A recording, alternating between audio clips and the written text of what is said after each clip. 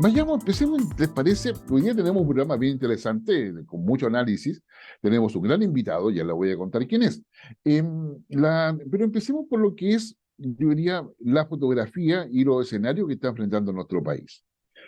En los casos de corrupción que ya al momento que estamos haciendo este programa superan los 8.000 millones de pesos en varias fundaciones, entregados a través de varias seremías, mediante resoluciones que permitían todo eso. El famoso mecanismo de la corrupción al cual hacíamos mención incluso la semana pasada, digamos, es bastante simple. Digamos, yo tengo una fundación, una corporación, y el mecanismo, ¿cuál es el mecanismo? El trato directo. Es el trato directo sin licitación y donde la rendición de cuentas es bastante flexible. Digamos, se trata de que el mecanismo también hace un trato directo con fondos que no requieran la toma de razón de Contraloría. En consecuencia, dificulta bastante el control de la gestión y si efectivamente se han hecho o no las obras. El Contralor General de la República, digamos, dispuso que paralizar todas las resoluciones que aprobaban la transferencia de recursos desde el Estado a fundaciones o corporaciones, lo cual lamentablemente van a pagar justo por pecadores, porque efectivamente hay corporaciones y fundaciones que hacen su trabajo y lo hacen bien. Digamos, y lo que nos preocupa son las que no están haciendo el trabajo y obviamente no lo están haciendo bien. Pero como sea, esto ha generado una crisis política, y por favor escúcheme bien, crisis política. Esto no es un conflicto, es una crisis. ¿Por qué? Porque esta situación de corrupción, digamos, que está, yo diría, todavía configurándose, ya hay varias regiones involucradas en el norte y sur del país, hay un partido que está en el foco que es Revolución Democrática y que claramente esto significa, yo diría, pasar a la morgue por bastante tiempo y con todos los resultados políticos electorales. Probablemente mucha gente de Revolución Democrática se está enterando de todo esto y se va a ir a Convergencia Social. Pero ahora Convergencia Social recién aparece con algún tipo de recursos que se le ha entregado. Ahora, ¿qué pasa si Convergencia Social empieza a aparecer con otras fundaciones u otro tipo de organizaciones recibiendo recursos de parte del Estado? Probablemente eso va a significar, yo diría, el quiebre ya definitivo de lo que es apruebo dignidad y la desaparición de Frente Amplio en términos concretos. Y ahí nos queda socialismo democrático y nos queda el Partido Comunista. Entonces, acá tenemos una crisis política que debe resolverla el jefe de Estado, el presidente de la República. Y el presidente de la República tiene que resolverla y mientras la resuelve, funcionan, ¿no es cierto?, sus fusibles. Y sus fusibles hoy día son dos. Es el ministro de Vivienda, Carlos Montes, un político de fuste que estaba encantado con el Ministerio de Vivienda para poder, digamos, hacer realidad uno de sus tantos, yo diría, como objetivos de vida como político, que es el tema de la vivienda. Y por otra parte, está Giorgio Jackson, quien aparece como el padre fundador de Revolución Democrática y el poder detrás del trono. Entonces, y que tiene una amistad directa con el presidente Boric.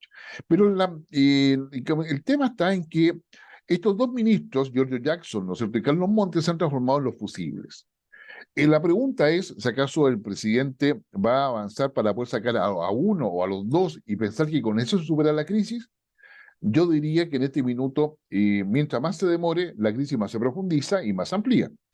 Lo segundo, la crisis no se supera con el nombramiento de una comisión, que hay personas insignes, muy bien preparadas, pero que es evidente que no dan solución porque ellos van a hacer una propuesta de solución. Pero si el gobierno no tiene mayoría en el Congreso, no tiene un acuerdo político con la oposición, es evidente de que no va a poder avanzar en esa línea. Por lo tanto, va a ser un documento más que no va a solucionar los elementos de fondo de esta crisis. ¿Con quién podría hacer alianza política el presidente Boric? ¿Ah?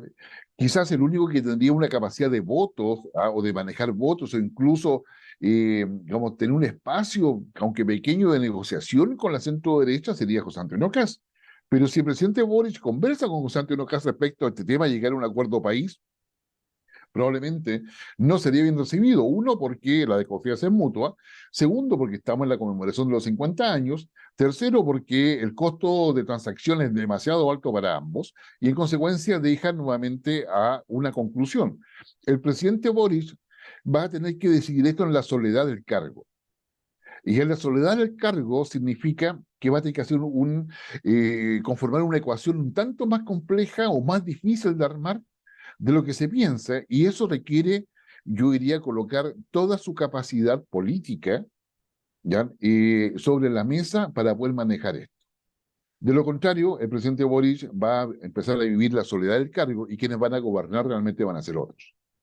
Y eso no va a pasar desapercibido para la ciudadanía. En consecuencia, tenemos acá, yo diría, un tema que no es para nada menor y que debemos tenerlo en consideración al momento de poder tomar la fotografía.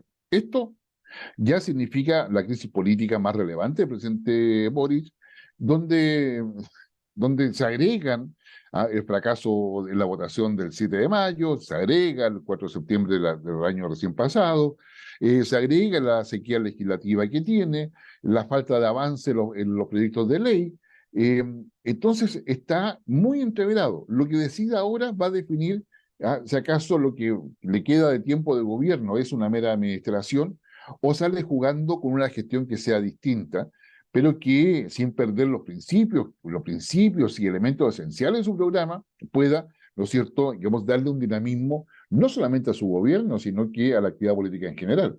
De lo contrario, yo diría que estamos en una situación donde la mantención del gobierno se va a hacer cada vez más difícil y solamente va a ser por la vía de la administración, como señala en ese contexto. Y lo otro que necesariamente debemos conversarlo acá es lo que le pasó al alcalde de Zapallar en un asalto que para algunos, y probablemente este fin de semana se va a develar qué es lo que realmente sucedió ahí, pero que es una suerte de aviso narco respecto a las autoridades que se están metiendo a controlar el narco o que están luchando contra el crimen organizado y particularmente el narcotráfico. El alcalde Zapallar y su familia fue atacada en su casa junto con la otro vecino, y en ambos casos la violencia fue, yo diría francamente, sobre lo normal en un tipo de asalto, sino que fue con furia y fue con rabia y fue claramente con un afán de dejar una huella y que fuese esa huella visible para todos, porque ese aviso, claro, no era solamente para el entorno, en la medida en que se hace de tal forma de que es mediático, el aviso es para todos. Los narcos no están contentos con lo que se está haciendo en la lucha contra el narcotráfico, digamos, la ocupación, perdón, en el territorio, y eso claramente, digamos, nos lleva a una serie de reflexiones. Al lado de la crisis política, el tema de la crisis de seguridad pareciera ser que no está, digamos, retrocediendo, sino que por el contrario está en su lista violenta aumentando. Creo que ahí tenemos, yo creo que lo que le dejamos para que usted pueda reflexionar sobre temas de esta naturaleza que son importantes.